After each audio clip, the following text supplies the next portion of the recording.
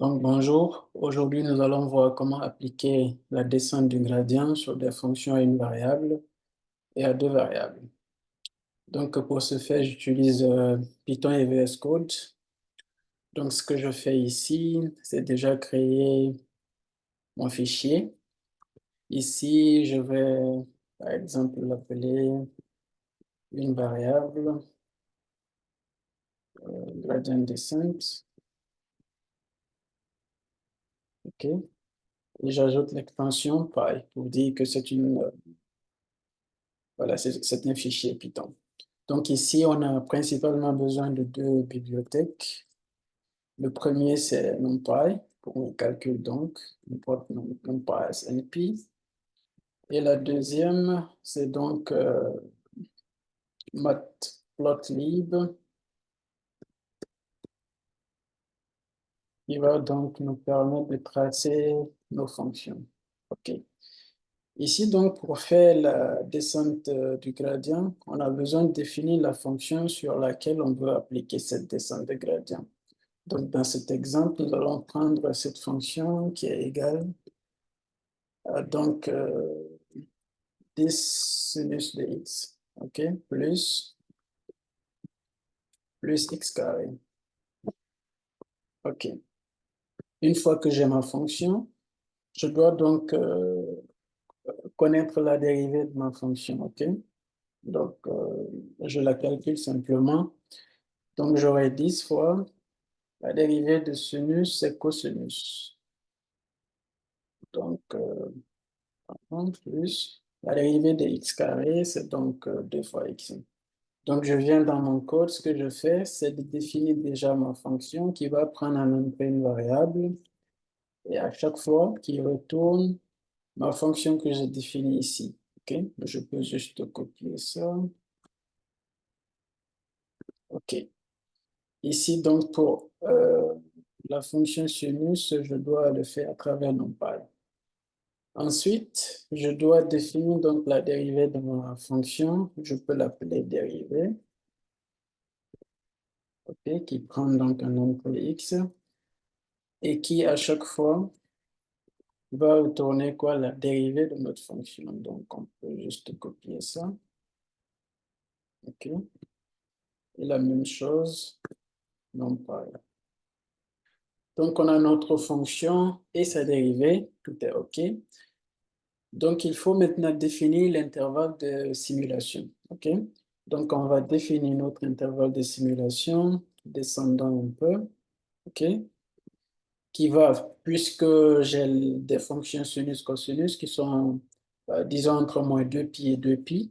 Moins 2π, c'est 2 fois 3,14, qui est moins 6 et quelques, donc, et 2π, c'est 6 et quelques. Donc, je peux juste utiliser, je peux juste rester entre moins 6 et 6. Donc, pour cela, j'utilise linspace, qui me permet de définir le début de mon intervalle, qui est moins 6, et la fin de mon intervalle, qui est 6, que je vais diviser en 1000 sections, par exemple. OK. À ce stade-là, je peux juste essayer donc, de tracer ma fonction pour voir à quoi ça ressemble. Donc ici, je vais donc tracer f de x en fonction de x. Et notre fonction, c'est notre fonction qui est là, je l'appelle à travers voilà, notre fonction qu'on a définie. Donc, ensuite, je dois faire .show, .show pour voir ma fonction. Ici, je peux donc venir exécuter ma fonction. Le nom, c'est une variable pour voir ce que ça donne. Donc, ici, j'ai ma fonction, une belle fonction qui a donc un minimum, disons, global sur l'intervalle de moins 6 à 6 et un autre minimum qui est local. Mais disons que nous sommes en train de chercher peut-être ce minimum qui est beaucoup plus bas que cet autre, d'accord?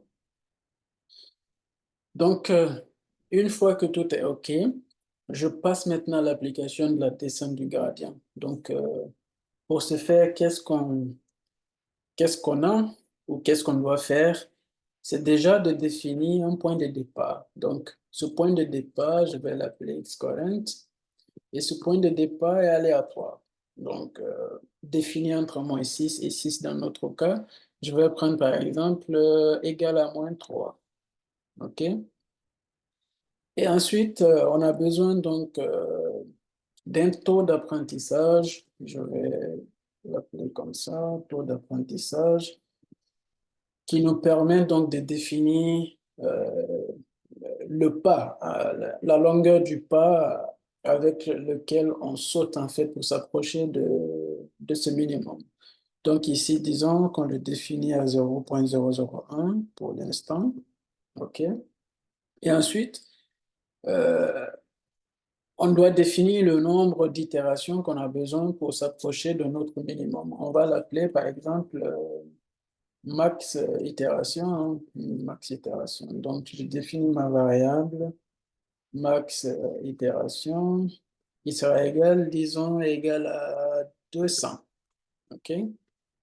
Ensuite, que je peux maintenant essayer de faire une boucle qui va, voilà, sur max itération, bien sûr.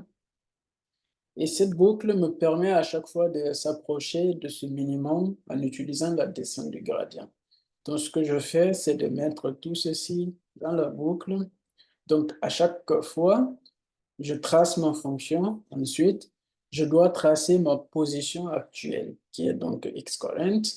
Donc, pour tracer, vu que c'est un point, c'est un traçage donc ponctuel, je vais utiliser scatter, OK, qui va donc tracer ma position actuelle et son image à travers notre fonction. OK? Donc, function, et je fais passer xCurrent. Donc, ça, c'est notre position actuelle. Après, pour m'approcher donc du minimum, ce que je fais, c'est que je dois faire une mise à jour de ma position actuelle. Et cette mise à jour, on l'a fait en suivant donc l'algorithme de descente du gradient qui dit que ma position actuelle, ma position suivante est ma position actuelle moins donc le taux d'apprentissage multiplié par le gradient de ma fonction à ma position actuelle. Donc, dans notre cas, le gradient, c'est notre dérivée à laquelle on passe donc notre position actuelle, OK, qui est le xCurrent. Donc ça me permet à chaque fois de faire la mise à jour de ma position actuelle. Donc, qu'est-ce que je fais ici? J'ai besoin d'ajouter donc un temps de pause, sinon on va rien voir. L'itération va être tellement rapide qu'on va pas voir. Et nous, on veut voir chaque étape de mise à jour. Donc, je vais ajouter un temps de pause qui est égal, par exemple, à 0,001.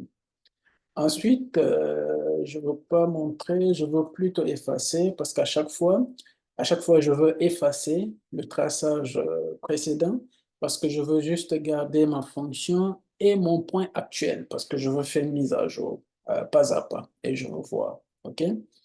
Donc, on essaye de voir ce que ça donne. Donc, ici, voilà, on peut voir que, voilà, à chaque fois que je fais des mises à jour, je m'approche donc de mon minimum. OK? Et voilà, on va rendre ce point beaucoup mieux visible. Et voilà, je vais déjà diminuer donc le temps d'exécution ici. OK? Et ici, ma position actuelle, je peux lui donner une couleur, disons la couleur, on lui donne rouge. Et la taille, je vais juste lui donner 100 pour que ce soit bien visible. D'accord? Et donc, la position, on a choisi -3. Et puisque -3 est beaucoup plus proche donc, de ce minimum, automatiquement, on commence à -3 quelque part ici et on descend vers ce minimum. Donc, si je choisissais par exemple une position, par exemple à 4, si je choisissais 4, donc 4 va descendre ici parce que c'est beaucoup plus proche en fait de ce minimum. Choisissons donc 4 est très proche du minimum. On va choisir par exemple 6. Vous allez voir que... OK. Donc, le point de départ, le choix du point de départ est très important. Sauf que ce qui se passe en général, c'est qu'on ne connaît pas la forme de notre fonction. On ne sait pas où se trouve le minimum que nous cherchons. C'est pourquoi cette position, on l'a choisie souvent aléatoire. Il y a aussi un autre facteur important qui est donc le taux d'apprentissage qui est très important. Donc, quand c'est très petit, je saute avec des petits pas. Et quand c'est très grand, je saute avec des grands pas. Mais quand j'augmente jusqu'à un certain niveau, prenons un par exemple, là, je peux jamais atteindre le minimum que je veux. Vous voyez, ça fait du n'importe quoi. Donc, je dois toujours choisir un taux euh, d'apprentissage qui est raisonnable, qui me permet, voilà, de m'approcher de mon minimum beaucoup plus raisonnablement. OK. Donc, je peux choisir 0,1 par exemple. Et voilà, je m'approche beaucoup plus rapidement. Voilà, les amis, c'est tout pour cette partie. Donc, nous allons faire dans la section suivante comment appliquer le même algorithme à une fonction à, à deux variables. Bien, donc, dans cette deuxième partie, nous allons donc faire la même chose, mais avec une fonction à deux variables. Donc, le processus, c'est la même chose. Donc, on va l'appeler ici deux variables, int, descent.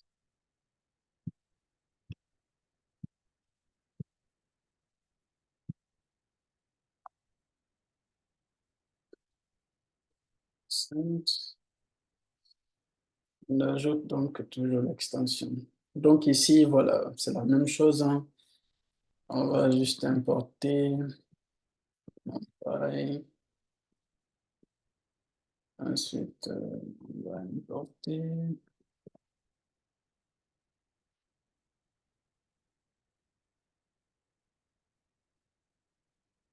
D'accord.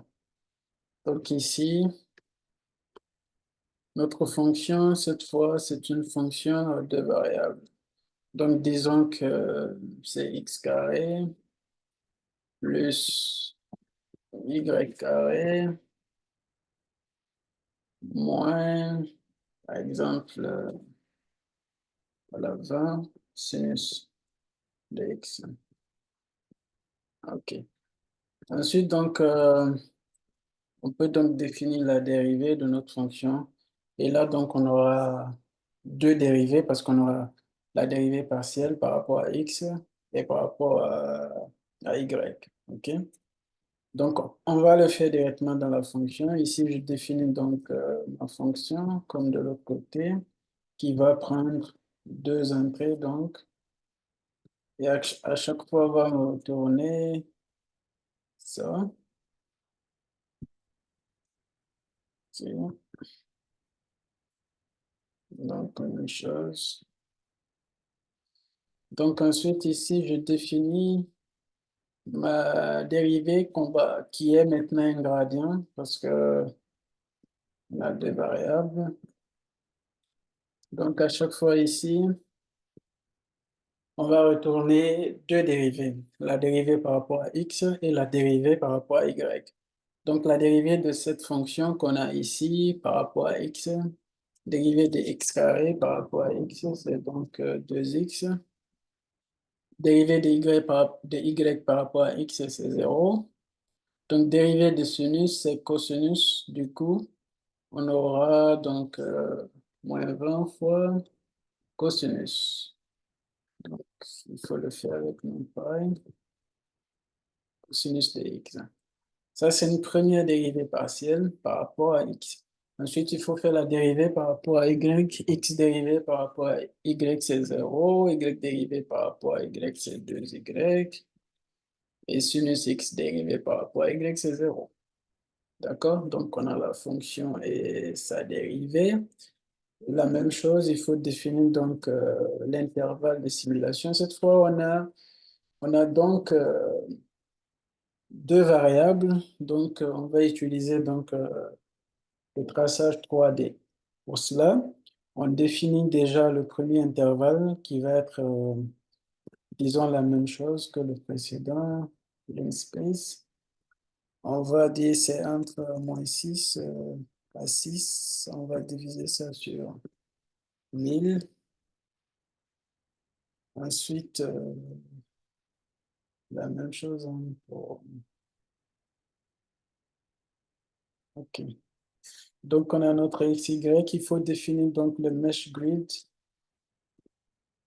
qui va permettre donc de faire mon plot sur 3D parce qu'il faut faire un mappage entre chaque valeur de X et chaque valeur de Y. Donc, je vais donc faire mesh grid de mesh grid de X et de Y. OK. Ensuite, je peux essayer donc de tracer ma fonction. Mais ici, en fait, pour tracer ma fonction, je ne peux pas utiliser plot directement parce que le plot, il marche sur des fonctions lorsqu'on veut faire un traçage 2D. Donc, pour le 3D, je vais devoir définir un axe que je vais appeler, que je définis comme voilà, PLT axis. Ici, donc, je dois définir le type de projection. Donc, je vais faire projection, le type de projection, donc c'est 3D. Et c'est 3D. Ensuite, je vais définir le computed Z order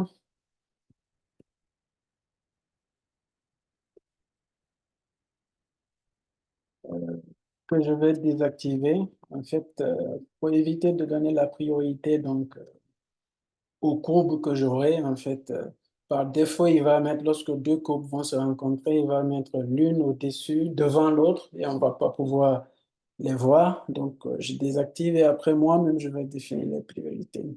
OK? Donc, j'ai mon axe. Je peux donc utiliser cet axe pour voir ma fonction maintenant. Je peux maintenant dire mon axe. euh, je peux faire donc plot surface. OK. Là, je lui donne mon petit x, mon petit y. Et leur image, c'est à travers ma fonction ici. Donc, j'appelle ma fonction et je lui donne petit x et petit y. OK? Et donc, je fais la même chose pour voir. Donc, cette fois, euh, il s'appelle de... OK. Voilà à quoi ressemble donc ma fonction à deux dimensions. Donc, voilà. Et ici, c'est sur cette fonction qu'on va essayer d'appliquer donc la descente du gradient pour approcher donc l'un de ces minimums. OK. Donc, pour ce faire, le process reste la même chose. On doit donc définir nos points de départ. Donc, que je vais appeler x current et puis y current. OK? Donc, disons, je définis les mêmes choses pour simplifier les choses. Je suis à -3, -3. OK? Ensuite, je dois définir donc mon taux d'apprentissage ou le learning rate, que je vais mettre toujours à 0,01. Voilà. Ou à 0,01. Voilà. Ensuite, je définis donc max iteration qui définit combien d'itérations je fais. Et finalement, je fais ma boucle. For i in range, ma boucle se fait sur max iteration. Donc, je mets tout ceci dans ma boucle. Voilà. À chaque fois, comme d'habitude, je plotte ma fonction. Et je place aussi mes positions actuelles. Sauf que là, voilà, ma position actuelle, c'est toujours sur 3D, d'accord? Donc, je vais utiliser mon axe et c'est toujours ponctuel, donc j'utilise scatter, x current, y current, et je passe leur image à travers ma fonction. Voilà. X current, y current. Et ici, voilà, comme l'autre, on peut définir toujours la couleur. Cette fois, disons blue et size toujours égal à 100. Ici, voilà, ici, je dois définir la priorité parce que si je ne définis pas, selon la façon dont ma fonction sera tracée, je ne veux pas voir ce point. Donc, je veux que ce point soit toujours vu, quelle que soit ma position. Pour cela, je définis le zip order et je lui donne 1. OK. Ensuite, je dois faire la mise à jour de ma position ou de ma position actuelle. Voilà, X current et Y current. Et pour ce faire, donc, j'ai besoin des gradients. J'ai mes gradients et là, j'ai deux gradients. OK, j'ai le gradient par rapport à X ou la dérivée par rapport à X et la dérivée par rapport à Y. Donc, je vais l'appeler gradient X et l'autre, je vais l'appeler gradient Y. euh, que j'obtiens à travers mon gradient. OK? Et le gradient, c'est donc le gradient que je calcule par rapport à ma position actuelle. Donc, ce que je lui passe, c'est mon x current et mon y current. Très bien. Une fois que j'ai les gradients, je peux donc mettre à jour ma position actuelle. Donc, je commence par mettre à jour le x qui va être égal à x current moins le learning rate multiplié par le gradient de x. Donc, gradient de x. OK? Ça, c'est le gradient de x à la position actuelle. Je fais la même chose donc pour y. OK. Donc, ici, learning rate fois gradient sur y. Donc, j'ai mes positions qui sont déjà mises à jour et la prochaine fois, c'est cette position que je vais tracer ou que je vais placer sur ma fonction. Donc, ce que je fais toujours, c'est d'ajouter donc un temps de pause pour voir le processus. Donc, je fais 0,001. D'accord. Et ici, je veux pas, je veux plutôt à chaque fois nettoyer pour voir juste ma courbe et ma position actuelle. Donc, on va voir ce que ça se donne. Le CLI, c'est pas sur le PLT, hein, c'est sur l'axe plutôt. Voilà, comme vous voyez ici, donc, je vois donc mon point qui descend sur le point minimum, l'un des minimums qui est proche, en fait, le minimum qui est proche de ma position initiale. Et que selon la position initiale que j'ai choisie, en fait, dans la simulation. Donc, on peut changer cette position initiale pour voir, en fait, vers quel minimum ça tend. Mais dans tous les cas, ça tend toujours vers le minimum le plus proche. Donc ici, par exemple, je vais diminuer ça juste pour bien voir. Et ici, disons qu'on commence à 0 et ici à 2 par exemple, la position de départ. OK? Donc on va voir ce que ça fait. Voilà. Nouveau point de départ, choix du nouveau minimum. Voilà. On voit que notre point, il va donc descendre vers cet autre minimum. Donc, les amis, voilà, merci beaucoup. C'était tout pour cette vidéo.